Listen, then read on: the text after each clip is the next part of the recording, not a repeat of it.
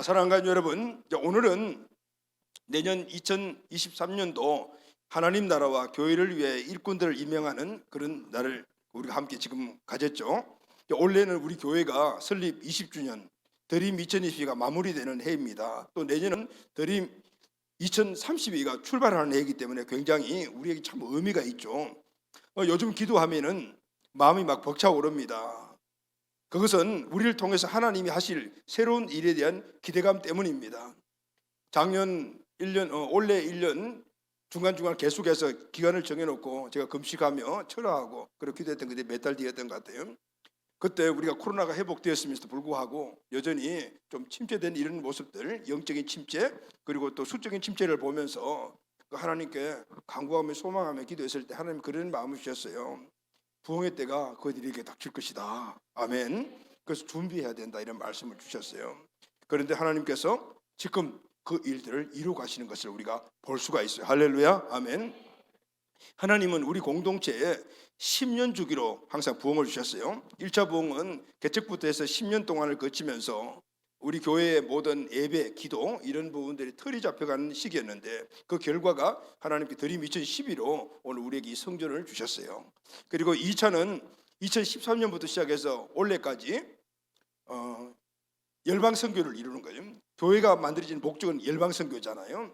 열방선교를 이루는 그 꿈을 우리에게 주셨어요. 우리가 드림 2021을 선포하고 쭉 달려오면서 필리핀에 하나님 우리의 마음을 주셔서 필리핀의 베델 비전교회 베델 선교센터를 세우기로 그렇게 우리가 드림 2022 그 선교팀 발족까지 하고 그리고 거기에 대지를 우리가 구입하러 나가려고 했는데 코로나 때문에 딱 막혀버렸어요.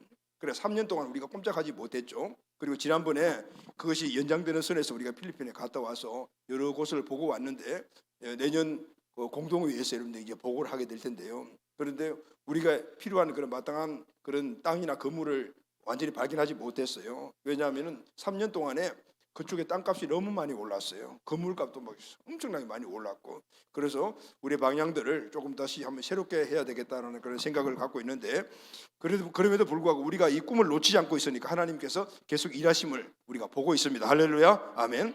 하나님은 우리에게 사명을 주시면 우리가 그것을 비전으로 받고 그리고 그것을 우리 마음속에 품고 하나님 이루어 주십시오라고 기도해 나가면은 하나님은 분명히 이루어 주십니다. 아멘. 하나님께서 드림 2012인 지난 10년 동안 우리에게 수적인 성장을 배가로 부어주셨는데 그렇지만 이 드림 2021을 찾아오면서 이번에는 우리에게 수적인 성과가 별로 없었어요. 코로나 광야 기간을 거치면서 근데 하나님은 또 다른 것들을 우리에게 부흥을 부어주셨는데 그것은 바로 믿음의 부흥을 부어주셨어요. 코로나를 걸치면서 우리 믿음을 강하게 만들어 주셨어요. 여러분 강하게 만드는 곳이 믿음을 강하게 만드는 곳이 어디입니까? 그것은 광야입니다. 광야가 어떤 곳입니까? 광야는 사람이 떡으로만 사는 것이 아니고 하나님 입에서 나오는 말씀으로 사는 것을 DNA로 만들어주는 곳이 광야입니다. 할렐루야. 아멘. 그래서 여러분 강한 믿음 우리가 늘 이야기를 하잖아요. 강한 믿음 별거 아니에요. 강한 믿음 딴 게 아닙니다. 하나님만을 신뢰하고 하나님만을 바라보는 믿음 이것이 바로 강한 믿음입니다. 그런데 이 믿음은 어디서 만들어지냐면은 우리가 설교를 이제서 만들어지게 광야에서 만들어지죠.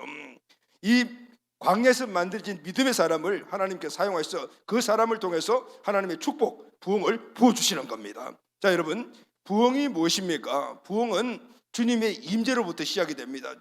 임재가 뭐죠? 주님이 오시는 거죠.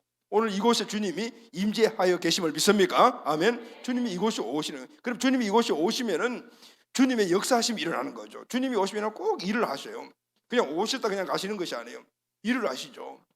오늘 하나님이 이 땅에 왔다 가셨잖아요. 그분 누구죠? 예수님이세요. 그냥 왔다 가신 게 아니잖아요. 이 땅에 그냥 관광하러 왔다 가신 게 아니고 이 땅에 오셨을 때는 이유가 있어 왔어요.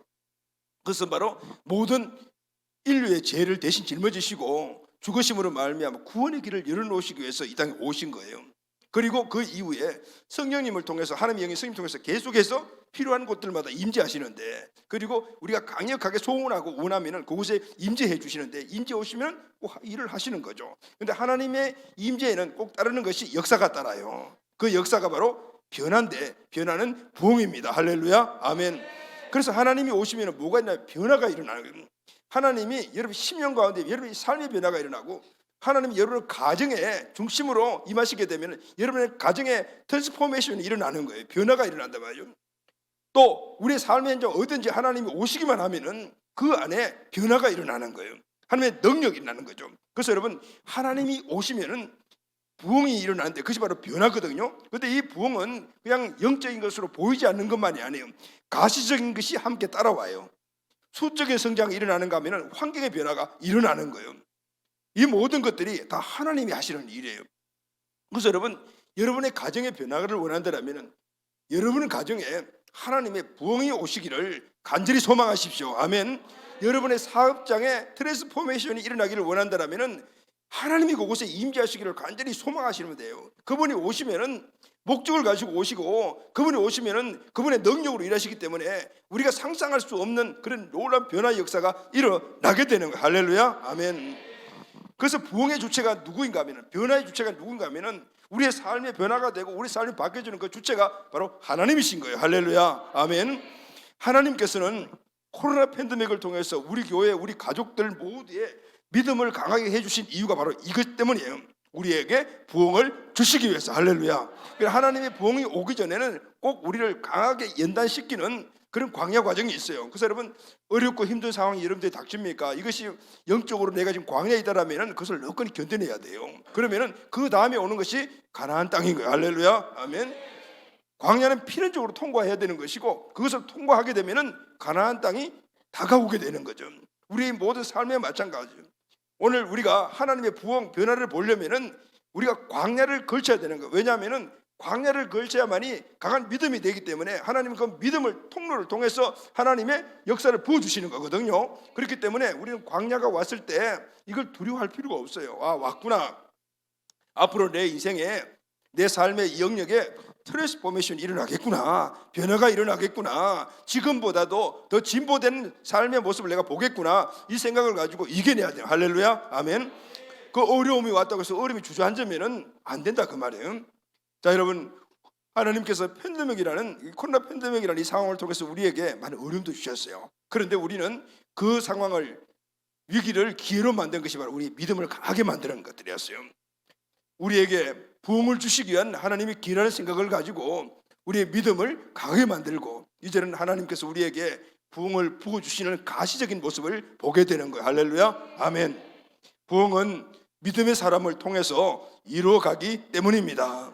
우리 모두 부흥의 주체가 되기를 예수님의 이름으로 축원합니다. 아멘. 자, 그러면은 어떤 사람을 통해서 부흥을 부어주시는가? 첫째, 부흥의 주역들은 비전으로 하나 된 자들입니다. 아멘.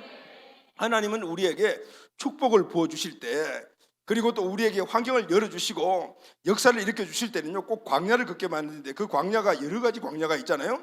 첫째, 무슨 광야죠? 순서가 있는 건 아니지만 대부분이 하나님이 사용하시기 위해서 그 사람을 광야로 밀어놓고 광야에서 강한 믿음으로 만드는 그런 과정을 보게 되면은, 첫 번째가 물질의 광야예요. 여러분, 오늘 우리가 이 세상에서 물질을 가지고 정말 마음껏 하나님의 영광을 사용하기 위해서 그런 마음을 갖고 있다면 이 광야를 하나님 통과하게 만드셔요. 물질의 광야를 통과해야만이 물질을 하나님의 것이라는 것을 인정하고, 그렇게 인정된 자에게 하나님께서 물질을 물붓듯이 부어주시는 거예요. 할렐루야. 왜냐하면 그 순수성을 알기 때문에. 광야는 우리의 믿음의 순수성을 다루어 보는 것이거든요. 그러니까 내가 이 사람에게 물질을 물붓이 부어줬을 때 이 물질을 선용할 수 있냐 없냐, 그것을 갖다가 하나님이 판단하시는 곳이 어디냐면 광야거든요. 그 통과하게 되면 물질의 축복들을 하나님이 주시는 거예요. 그리고 어떤 게 있죠? 성품의 광야가 돼요. 성품은 하나님의 일을 감당하는데 굉장히 중요한 요소라기 때문에. 그래서 여러분, 우리 주변에 나를 진짜 못 살게 구는 사람들이 있다면, 아, 광야 왔구나, 너는 광야다, 이렇게 생각을 하고 그 사람을 잘 이겨내야 돼요. 할렐루야. 아멘. 그러면은 이 성품의 광야를 건너가게 되면요, 하나님 우리에게 큰 일을 감당할 수 있도록 우리에게 부흥을 주시는 거예요. 그리고 또 하나는 비전의 광야예요. 여러분, 비전의 광야는 하나님이 우리 주신 사명을 이루어 갈 수 있도록 하나님이 사용하시는 사람이잖아요. 그렇기 때문에 하나님께서 우리가 우선순위를 꼭 광야에서 시험을 해보신다. 이 우선순위를 통과한 사람들에게는 하나님께서 사명과 비전을 주셔서 역사의 주인공으로 사용하시네요. 할렐루야. 아멘. 자, 오늘 우리가 읽은 본문의 말씀에 보면은 이 부흥의 주역들이 나오는데 이 사람들은 어떤 사람이냐면은 비전으로 하나 된 사람들. 할렐루야, 아멘. 본문 사도행전 1장 12절부터 14절을 보면은 명단이 쭉 나왔죠. 아까 명단 나오는 거 여러분 다 읽어봤잖아요. 이 사람들이 이 땅에 하나님의 나라가 오게 한 사람들입니다. 이 사람들은 주님께 주신 비전을 이룬 주인공들이에요. 다시 말하면 부흥을 주도한 사람들이었어요. 예수님께서 성천하신 후에 예수님을 팔고 스스로 목숨을 끊은 가룟 유다를 제외한 11명, 그리고 예수님을 따라다니던 여자들, 예수님의 모친 마리아와 예수님 아우 등 총 120명이 마가의 다락방에 모였어요. 이들은 어떤 사람이냐? 주님의 부흥을 이룰 최종 명단에 들은 사람들이에요. 최종 엔트리에 들은 사람. 여러분 이번 월드컵 대회 때 우리 국대 선수들 뛰는 사람들은 11명이잖아요. 그런데 거기에 같이 국대로 뽑힌 사람들은 20몇 명인가 그렇게 많더라고요. 배가 돼요. 그런데 시합하는 그날 감독이 1, 2, 3, 4, 5 이렇게 11명 딱 뽑아내잖아요. 그게 최종 엔트리라 그래요.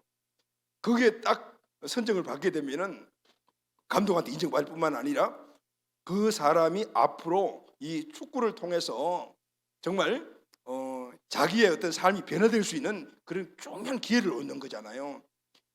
그 월드컵에서 나가서 축구하는 이런 그 모습들이 세계 각국에서 다 보고 있어요. 세계 각국의 프로 그룹들이 다 보고 있거든요.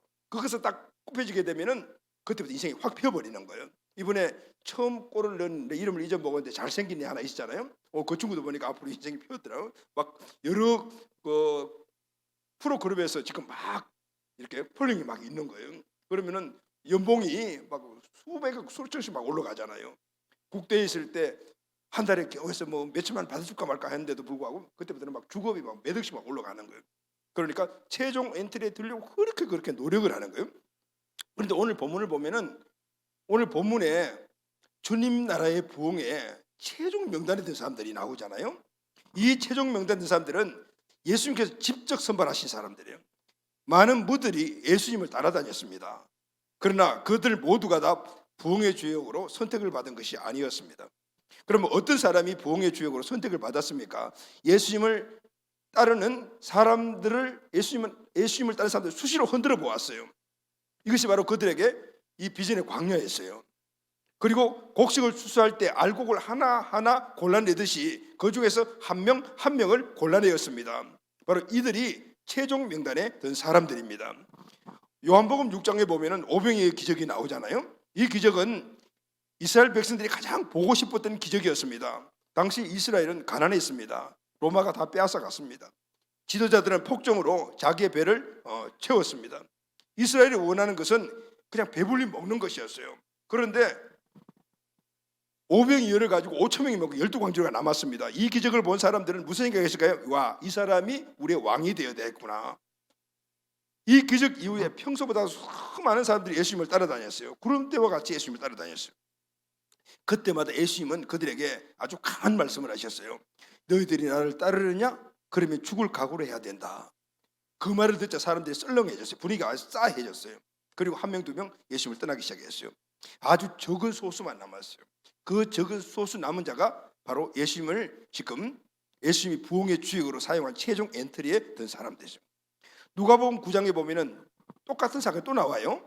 수많은 사람들이 똑같은 사건이 기록이 되어 있는데 수많은 사람들이 예수님을 따랐어요. 그때 예수님께서 그들에게 말했어요.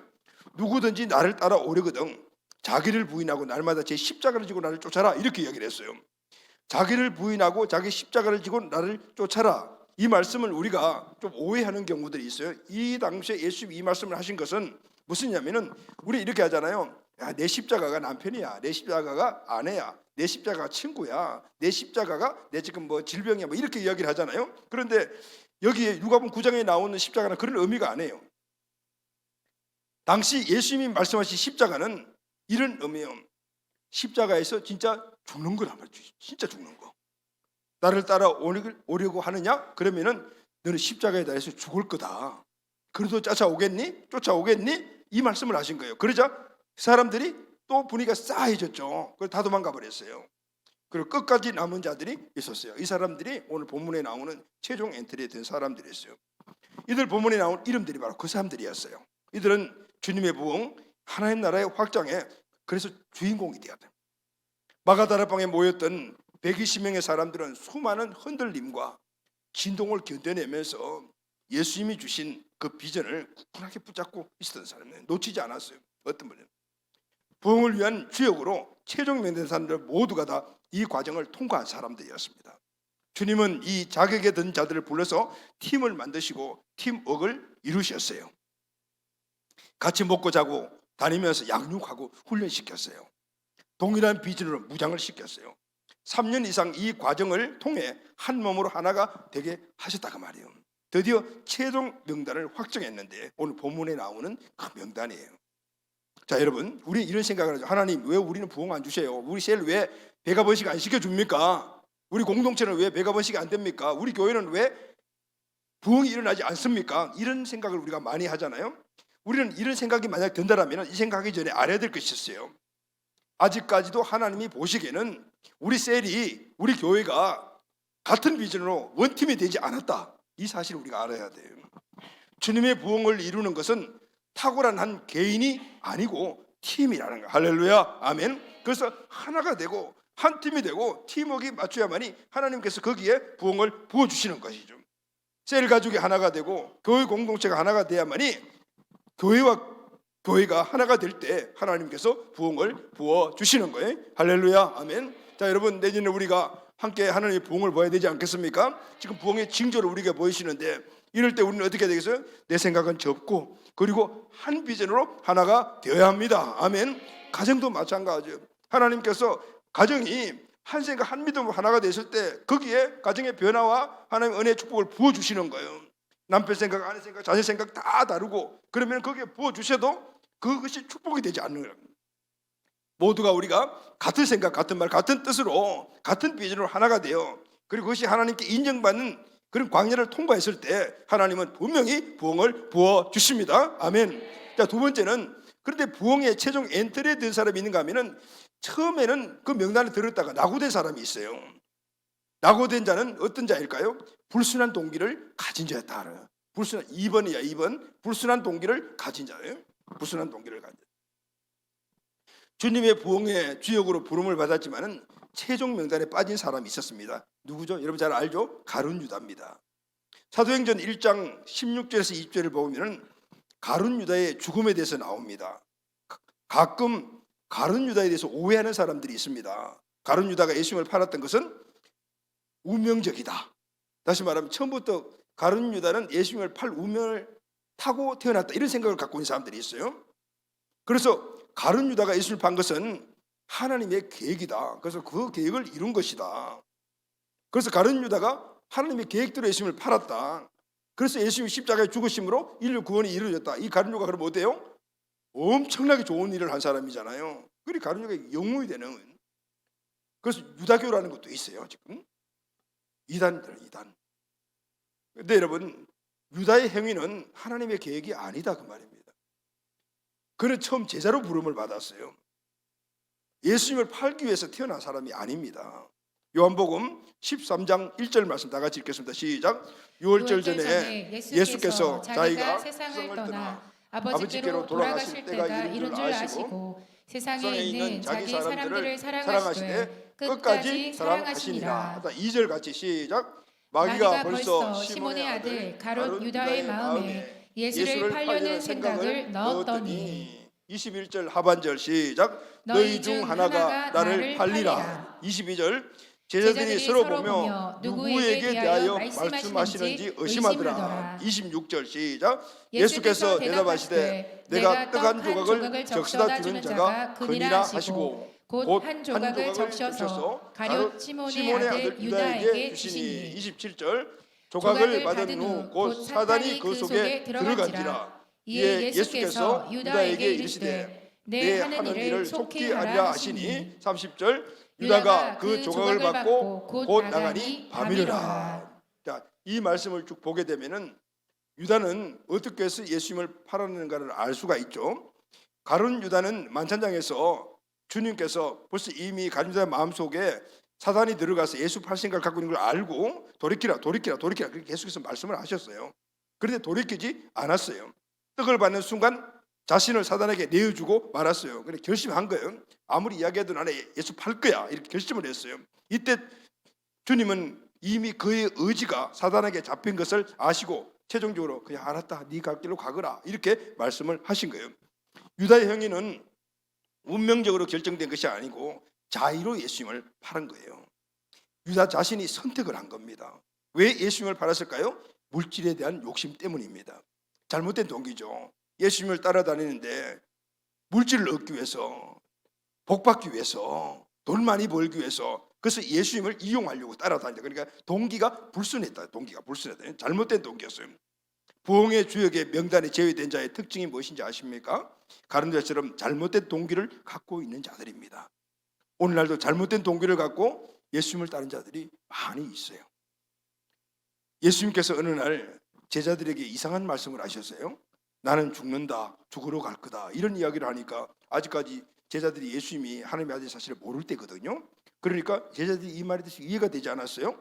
그래서 나름대로 생각을 했어요. 아, 그동안 많은 이적과 기사를 행하시더니 이제 예루살렘에 가서 거사를 행하시나 보다, 왕이 되시나 보다. 그때나 지금이나 극성 엄마들이 많이 있잖아요. 이때 극성맘 한 명이 땅 하고 등장을 해요. 아들을 출세시키려고 호시탐탐 노리던 엄마인데 누구냐면은 야고보와 요한의 어머니였어요. 아들 둘을 데리고 예수님을 찾아가요. 이렇게 말합니다. 마태복음 20장 21절 시작. 예수께서 이르시되 무엇을 원하느냐 이르되 이 나의 두 아들을 주의 나라에서 하나는 주의 우편에 하나는 주의 좌편에 앉게 명하소서. 우리 아들 좀 출세시켜 주세요 이렇게 이야기한 거예요. 그리고 22절에 예수께서 뭐라고 말씀하십니까? 시작. 예수께서 대답하여 이르시되 너희는 너희가 구하는 것을 알지 못하는도다. 내가 마시려는 잔을 너희가 마실 수 있느냐? 그들이 말하되 할 수 있나이다. 이런 말에 네가 나를 따르려면은 네 두 아들이 나에게 가장 가까이 척권에 있는 자가 되려면은 내가 마시려는 잔을 너도 마셔야 돼. 마실 수 있겠어? 이렇게 물은 거예요. 그러니까 이 사람들은 아마 뭐 마신다니까 뭐 마시는 뭐 음료수를 주시나? 뭐 이렇게 생각해서 알겠습니다. 먹을게 이렇게 대답을 한 거예요. 예수님의 말의 의미를 알지 못하면서 그냥 예수님 따라다니면 되니까 예수님 주신다니까 무조건 오케이 하면 되겠다 생각해서 예 먹겠습니다 이렇게 이야기를 한 거예요. 여러분 금토일날 우리가 나눈 말씀이 있죠. 우리가 말을 하면 말한 대로 된다 그랬어요. 왜냐하면 우리 말을 들으시는 하나님이 그대로 해주시는 만들어 주시는 거죠. 그래서 우리는 말을 했다라면 그 말에 대한 결과는 내가 책임져야 돼요. 이들은 동기가 순수하지 못했더니 예수님이 하신 말씀을 오해해서 들었어요. 그런데 일단 말을 해버렸어요. 그러니까 그 말한 대로 돼버린 거예요. 그래서 이 두 사람은 다른 제자들과 다른 길을 걷게 되었어요. 야고보는 어떤 사람입니까? 최초의 사도로서의 순교자예요. 물론 순교는 영광스러운 일이지만 처음 순교를 당한다는 것은 너무너무 고통스럽고 힘들고 불안하죠. 그래서 군대 가면은 이렇게 예전에는 벌을 받으면 쭉 세워놓고 상관이 빠따를 막 쳐요. 그런데 사람들이 그래 누가 맞을래 그러면 저야 하고 제일 먼저 맞으려고 그래요. 왜 제일 맞냐면은 빨리 맞아버려야 되거든. 그런데 다른 사람이 맞는 걸 뒤에서 보고 있으면은 엄청나게 힘든다.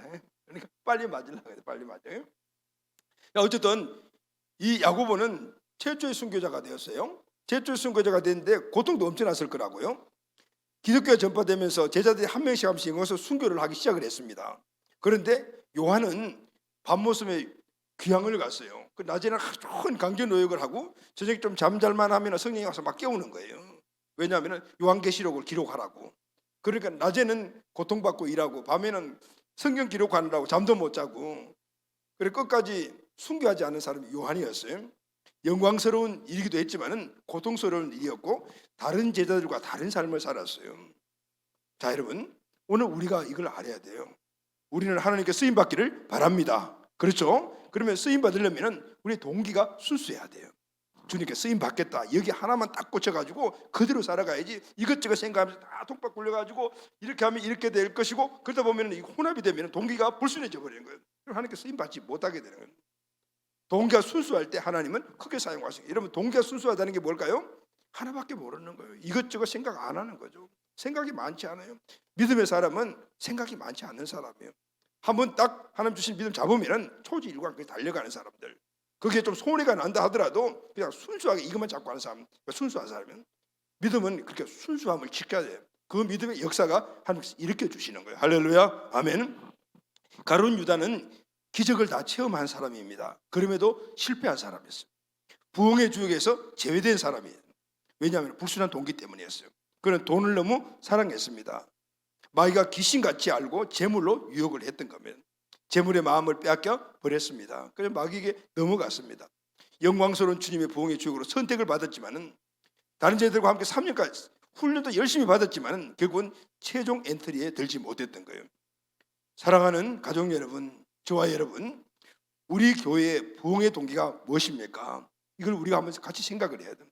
오직 주님의 뜻을 이루는 것입니다. 할렐루야, 아멘. 그것은 지역, 민족, 열방으로 가서 주님의 뜻을 이루어 드리는 거예요. 하나님께서 나의 이 동기를 인정하시면 우리를 주님 나라 부흥의 역사의 주인공으로 세우시고 사용해 주십니다. 아멘. 물질을 받은 자는 물질의 복을 주시고, 건강하게 헌신할 수 있는 사람들은 건강을 주시고, 어떤 환경의 영역에서 그 일을 감당할 그 하나님 선택받은 사람들은 그 환경을 열어주셔서 그 사명과 비전을 이루고 가는데 주인공으로 우리를 사용하시는 거예요. 사랑하는 가족 여러분, 특별히 오늘 내년 일꾼으로 임명받은 우리 모든 가족들, 우리 모두가 주님의 나라 부흥의 역사의 주인공이 꼭 되기를 예수님의 이름으로 축원합니다. 아멘. 자, 마지막으로 세 번째, 어떤 사람이 부흥의 주역이 되냐면은 끝까지 남아있는 사람이 부흥의 주역이 됩니다. 할렐루야. 끝까지 남아있는 사람이 부흥의 주역이 됩니다. 오늘 본문 사도행전 1장 21절 22절 보게 되면은 가룟 유다를 대신해서 새로운 사도가 한 명 세워지잖아요. 대 12사도의 반열에 새로 한 사람이 들어갔어요. 11사람이었는데 12사람에서 가룟 유다가 죽고 나면 11사람이었잖아요. 그럼 11사람 그냥 두면 되는데 왜 꼭 한 사람을 채워야 되느냐? 팀워크예요. 그들은 12명이 함께 3년 반 동안 팀워크를 다졌거든요. 그러니 그 팀워크 안에서 그들이 완전함이 있는 거예요. 그래서 하나님은 오늘 한 명의 이 결혼을 보충해서 최종 엔트리 12명을 또다시 만드시잖아요. 그게 선택된 사람이 누구죠? 마띠아라는 사람. 마띠아. 근데 마띠아라는 사람이 어디서 부흥의 주역을 새로운 받은 사람이 마띠아인데, 그러면은 이 마띠아가 어떤 조건을 갖고 있었기 때문에 최종 엔트리에 들었을까요? 사도행전 1장 21절 22절을 같이 읽겠습니다. 시작. 이러함으로 요한의 세례로부터 우리 가운데서 올려져 가신 날까지 주 예수께서 우리 가운데 출입하실 때에 항상 우리와 함께 다니던 사람 중에 하나를 세워 우리와 더불어 예수께서 부활하심을 증언하는 사람이 되게 하여야 하리라 하거늘. 유다를 대신한 새로운 사도, 부흥의 주역으로 최종 엔트리에 다시 들은 그 사람의 선택 조건이 뭐죠? 항상 우리와 함께 다니던 사람 중에 하나는, 마띠아라는 사람은 예수님의 12제자의 핵심 그룹 속에 속한 사람은 아니었습니다. 그러나 항상 예수님을 따라다니던 사람이었습니다. 예수님을 저버리지 않았습니다. 이 사람은 복음도 경험하고 예수님도 만났고 부활하신 예수님도 만났고 십자가도 보고 했는데 그럼에도 불구하고 최종 엔트리 되지 않았어요. 우리 같으면 어떨까요? 아니 저 사람은 왜 나랑 똑같은데 최종 엔트리 들고 나는 왜 빠지는 거야? 에이 나는 안 따라다닐래. 이렇게 할 수 있잖아요. 그런데 마태는 그러지 않았어요. 다른 12사도들이 세워질 때 자기가 그 사람들과 똑같이 다니고 했음에도 불구하고 선택 못 받았지만은, 그러나 그게 불평불만하지 않고 그럼에도 불구하고 계속해서 예수님을 따라다녔고, 예수님이 돌아가시고 난 다음에는 쟤들과 함께 그 팀워크 안에서 계속 있었다 그 말이에요. 예수님을 따르던 사람들이 예수님을 떠났습니다. 고난 받으실 때 십자가를 지실 때 십자가를 다 달리시자 다 떠나가서 한 명 두 명 떠나갔어요. 심지어 예수님의 제자들도 떠났습니다. 그러나 그 중에 끝까지 견뎌낸 자들이 있었습니다. 이들이 바로 부흥의 최종 명단에 들어갔던 사람들. 마태는 무슨 이유인지는 모르지만은 다른 자들과 함께 12명의 사도의 반열에 들지는 못했어요. 그러나 그는 실망하거나 포기하지 않았습니다. 이유가 뭘까요? 마띠아는 예수님이라는 한 이 사람, 예수님이라는 그 본질을 본 것이 아니라 예수님 주신 사명을 붙잡았기, 할렐루야. 그 사명이 있었기 때문에 예수님이 없더라도 그 살아있는 사명을 붙잡고 있기 때문에 결국은 최종 엔트리에 드는 그런 복된 사람이 되었다는 것입니다. 결국은 마띠아는 막차를 탔지만 영광스러운 12사도 반열에 들어가게 되었고 주님의 부흥의 주역이 되었습니다. 이유는 딱 하나죠. 끝까지 견뎌냈다. 할렐루야. 아멘. 끝까지 견뎌내는 사람은 사람을 보거나 어떤 환경을 보는 것이 아니고 사명과 비전을 보는 사람. 할렐루야. 아멘. 끝까지 견뎌냄이 바로 순수한 동기를 가지고 그 사명과 비전을 붙잡혀 있었기 때문에 오직 하나님의 뜻만 구하고 하나님 주시는 그 순수한 비전을 사로잡혀 있는 순수한 비전가였기 때문에 끝까지 견딜 수가 있게 되었던 거예요. 사랑하는 가족 여러분, 부흥을 보는 자가 누구입니까? 트랜스포메이션을 보는 사람이 누구입니까? 부흥의 역사의 주역이 누굽니까? 끝까지 견디며 남는 자입니다. 할렐루야. 아멘. 끝까지 남아있는 사람입니다. 끝까지 견디는 그 한 사람, 그 남은 자가 부흥의 주역이 됩니다. 할렐루야. 아멘. 이사야 6장 13절 말씀을 우리 다 같이 한번 읽겠습니다. 시작. 그 중에 10분의 1이 아직 남아있을지라도 이것도 황폐하게 될 것이나 밤나무 상수리나무가 배임을 당하여도 그 그루터기는 남아있는 것 같이 거룩한 씨가 이 땅에 그루터기니라 하시더라. 아멘. 자, 여러분, 이사야 선지자가 한 이야기는 바로 이런 거예요. 이제 곧 이스라엘이 바빌론에 망하게 되고 모든 사람들이 포로로 끌려가, 그리고 하나님께 예배드렸던 성전도 다 망가지고 거기는 그냥 풀만한 잡초가 돼. 사람들이 보면서 그래요. 자, 여기 너희들이 섬겼던 하나님 어디 계시냐? 그렇게 이야기할 때 사람들은 이제 우리는 모든 게 끝났구나, 이제 소망이 없구나, 이렇게 생각한다. 그런데 이사야 선지자는 무슨 말이에요? 그 중에 10분이 남아있을지라도 이것도 황폐하게 될 것이라. 요만큼 남아있는까지도 다 황폐해서 소용있게 보이지만은, 그러나 밤나무 상수리 나무가 탁탁탁 비어지게 되면은 그루터기가 남아있는데, 사람들이 그루터기를 보면서 이 나무 끝났어, 이스라엘 끝났어, 예루살렘 끝났어 하지만은, 그러나 밤나무 상수리 나무가 배임을 당해도 그 그루터기가 좀 지나게 되면은 비가 오고 또 거기서 태양이 셀게 되면은 싹이 거기서 난다는, 그 싹이 나지고 점점 커서 똑같은 밤나무 상수나무가 된다 그 말. 할렐루야. 하나님의 나라는 영원하다 그 말. 할렐루야. 아멘. 하나님이 우리에게 주신 축복들은 시련과 어려움이 오더라도 오늘 우리가 그루터기로 남아 있으면은 하나님은 그곳에 다시 싹을 나게 만들어 주시고 또 나무가 되게 만들어 주시고 열매를 맺게 만들어 주셔서 다시 하나님의 은혜 축복을 우리에게 부어 주신다라는 거예요. 그리고 우리가 뭐가 돼요? 그루터기가 돼야 되는 거예요. 아멘. 그 그루터기가 거룩한 씨앗이라고 그랬어요. 여러분, 씨앗이 뭐죠? 아무리 오늘 우리가 지금은 농경사회가 아니지만 예전 농사 때 그랬어요. 겨울을 지나면은 먹을 것이 없어요. 그럼에도 불구하고 남은 곡식이 있어요. 그건 죽어도 안 먹어요. 그 왜냐하면은 그 다음 봄이 되면은 뿌리 씨앗이기 때문에 그 씨앗 먹어버리면은 나중에는 이제 평생 굶고 죽는 거예요. 그래서 끝까지 그 씨앗을 남겨두는 거예요. 그 씨앗을 나중에 뿌리게 되면 그 씨앗에서 열매를 맺기 때문에, 그거는 우리가 종자 씨앗이라고 이야기를 하는데 이것은 바로 거룩한 씨앗인 거예요. 이 하나 남은 이 거룩한 씨앗이 결국은 그루터기에서 나는 싹이 나고 나무가 되는 것 같이 바로 한 사람의 남은 사람, 끝까지 견딘 사람. 할렐루야. 아무리 환경이 어렵게 보이고 힘들게 보이고 깜깜한 암흑같이 보인다 하더라도 하나님은 그 사람을 남겨두신다 그 말이에요. 아멘. 그 사람이 남은 자라고 하면 성경에는 이 남은 자의 원리를 늘 이야기를 하고 있어요. 그 남은 자가 누구냐면 끝까지 견딘 사람. 할렐루야. 아멘. 이 남은 자를 통해서 주님의 영광을 보게 될 줄로 믿습니다. 그래서 여러분, 우리에게 어떤 시련과 어려움이 오더라도 우리가 딱 해야 되는 포기하지 않는 거예요. 포기하지 않는 힘은 하나님 주신 사명과 비전을 굳건하게 붙잡고 달려가는 거예요. 할렐루야. 그럴 때 하나님은 우리의 삶에 다시 한 번 더 열매 맺고 꽃 피게 만드는 환경을 트랜스포메이션 변화시켜 주실 줄로 믿습니다. 아멘. 우리는 선택된 하나님의 백성이며 하나님의 자녀입니다. 엄청난 축복을 받은 자들입니다. 그런데 알아야 할 것이 있습니다. 우리 인생이 언제 특별해지냐? 자, 여러분, 저와 여러분 인생이 특별해지기를 원하시죠? 평범하지는 원하지 않잖아요. 누구나 다 특별해지기를 원하잖아요. 그런데 하나님의 자녀가 되었다가 우리가 특별한 인생이 되는 게 아니에요. 천국 시민권을 가졌다고 해서 특별해지는 것이 아니에요.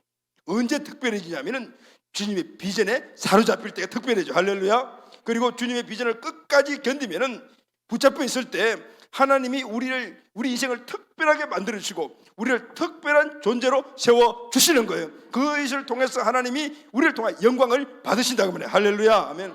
여러분의 인생이 특별한 인생이 되기를 원합니까? 그러면은 비전에 부르 잡으십시오. 하나님이 그 비전가를 사용하시기에 우리를 특별하게 만들어 주실 거예요. 내가 아무리 특별하게 되려고 노력하고 하면 뭔가 이룰 수가 있겠죠. 세상이 말하는 어떤 기준치에 들어갈 수도 있겠지만 그 영원한 특별함이 아니에요. 오늘 우리가 하나님 비전에 사로잡히게 되면 하나님이 우리를 특별하게 만들어 주시는 거예요. 그리고 우리를 특별한 존재로 만들어 주시는 거예요. 할렐루야, 아멘. 우리 모두가 이 반열에 꼭 들어가게 되기를 예수님의 이름으로 축원합니다. 사랑하는 가족 여러분, 우리 교회를 향한 주님의 부흥이 시작되었습니다. 아멘. 이를 이루어가기 위하여 우리 공동체 가족들의 환경에 하늘 문이 열리고 주님의 축복이 부어지게 될 것을 저는 믿습니다. 아멘. 여러분의 삶과 기업과 가정과 모든 환경이 부흥의 불쏘시개가 되기를 예수님의 이름으로 축복합니다. 저와 여러분과 우리 교회가 주님의 부흥의 최종 명단에 들어가기를 예수님의 이름으로 축복합니다. 아멘. 오늘 본문이 말하는 최종 엔트리에 들어가는 사람들이 어떤 사람입니까? 첫째, 같은 비전으로 하나 된 사람들, 한 마음 한 뜻 하나가 되기를 바랍니다. 자, 여러분들이 갖고 있는 인생의 삶의 어떤 목적이 있잖아요. 그 목적이 하나님 나라의 가치와 비전에 맞추십시오. 할렐루야. 그러면은 여러분들이 비전가로서 하나님께 쓰임받는 존재가 되는 거죠. 둘째, 부흥에 대한 순수한 동기를 갖고 있는 성도와 교회입니다. 먼저 하나님의 나라와 의를 구합시다. 하나님 우리를 부흥의 주역으로 사용하여 주실 것입니다. 셋째, 끝까지 주님과 교회 곁에 남아있기를 바랍니다. 그것은 교회에 남아있다는 것은 교회의 사명과 비전, 하나님 주신 사명과 비전에 끝까지 견뎌낸다는, 주님을 갈망하고 그분의 뜻만 구하며 소망하며 늘 함께 있는 자, 바로 끝까지 견뎌내는 자입니다. 교회와 개인에게 주신 사명과 비전에 붙잡혀 끝까지 견디게 되면 하나님 우리를 부흥의 최종 엔트리로 사용하십니다. 사랑하는 여러분, 하늘문이 열리고 늦은 비의 축복, 마지막 시대의 부흥이 임하고 있습니다. 나와 우리 가정과 기업과 교회가 일에 최종 엔트리 되는 주역이 되기를 예수님의 이름으로 축복합니다. 우리가 무엇을 보기 위해서 모였습니까? 딱 하나입니다. 주님의 부흥입니다. 부흥은 변화입니다. 주님이 오시면 변화가 자동으로 일어납니다. 트랜스포메이션이 일어납니다. 이것이 주님의 뜻이에요. 그래 우리의 갈망이 돼야 되는 거예요. 그래서 우리는 이것을 위해서 기도해야 합니다. 주님, 내 생애에 부흥을 보게 하여 주옵소서. 우리 교회의 부흥을 보게 하여 주시옵소서. 주님, 내 일생, 내 가정, 내 자녀, 내 가문이 주님의 부흥을 보게 하여 주시옵소서. 주님, 내 삶을, 내 가정을, 내 자녀를, 내 기업을, 우리 교회를 사용하여 주시옵소서. 이 기도가 열매를 맺을 때 우리 최종 엔트리에 든 역사의 주인공, 부흥의 주역이 되어 하나님께 쓰임받는 특별한 우리의 삶, 특별한 존재로 하나님이 사용하여 주실 것입니다. 사랑하는 가족 여러분, 오늘 특별히 임명받은 귀한 우리 베델 공동체 일꾼 여러분, 이제 소망의 새해가 다가오는데 여러분 모두가 새해 우리에게 주시는 모든 하나님의 축복과 그리고 비전의 최종 엔트리에 든 복된 가족들이 다 되시기를 예수님의 이름으로 축복합니다. 아멘.